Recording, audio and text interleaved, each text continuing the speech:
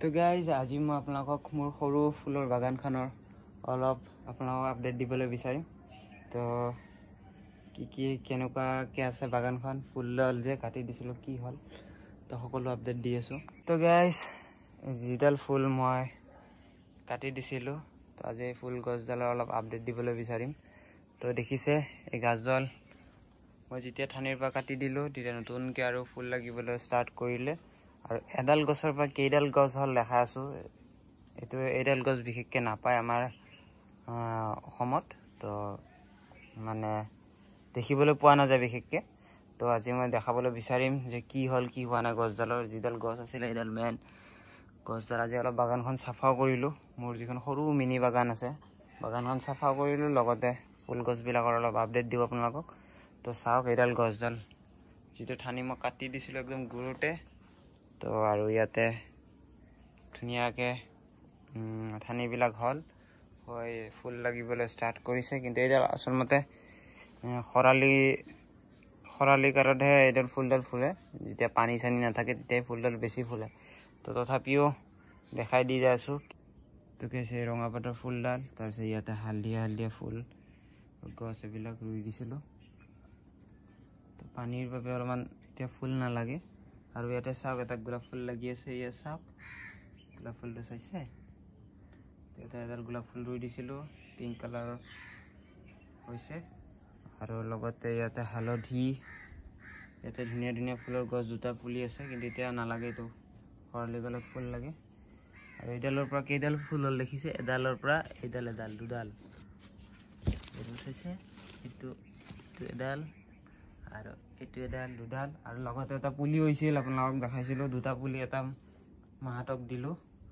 এইটো চাওক ফুল লাগি আছে, ইয়াতে নতুনকৈ হোৱা পুলিটোৰ পৰা দুটা ফুল লাগিছে। ইয়া চাওক কেনে লাগি আছে বাৰু, এয়া চাওক বহুতে কালাৰটো চাওক কি ধুনীয়া কালাৰ হৈছে, ফুল লাগিছে দুটা। আৰু জবা ফুলডালো অলপ ডাঙৰ হৈছে, এয়া চাওক অলপমান ডাঙৰ হৈছে জবা ফুলডাল।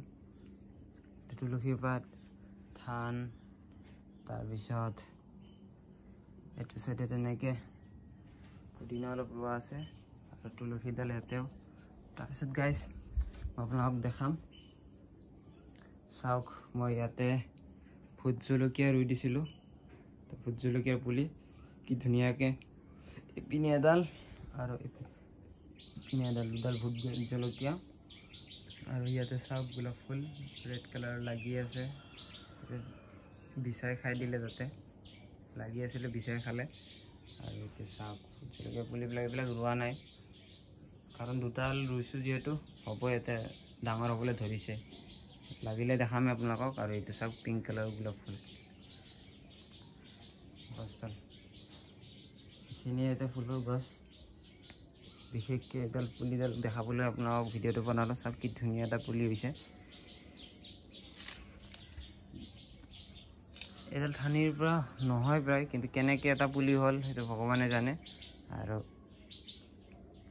এইডাল মই এইটো ঠানিৰে কনভাৰ্ট কৰি ৰুলোঁ, মানে কলম দিয়াৰ নিচিনা হৈছে। গুৰিৰ পৰা এডাল হেৰি ওলাইছিলে, ঠানি ওলাইছিলে, তাতে শিপা গজিছে, শিপা গজি সেইডাল মই ছাইডৰ পৰা কাটি দিলোঁ ঠানিডাল, আৰু শিপাখিনি দি ইয়াতে ৰুই দিছোঁ। ইয়াতে হৈ গৈছে, দেখিছে ইয়াতে ফুল লাগিব, আৰু ইয়াতে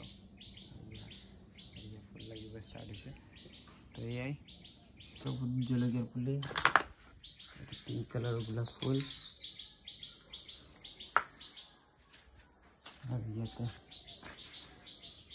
ইয়াতে বিচাই খাই দিলে এইটো ফুলটো, দেখিছে বিচা উঠি আছিলে। হেৰি নাই, মই দেখা পাই মই ভাবিলোঁ যে নাখায় নেকি, পূৰা ফুলডালে খাই দিলে। আৰু ইয়াতে গোলাপ ফুল এটা লাগি আছে চাওক ধুনীয়াকৈ।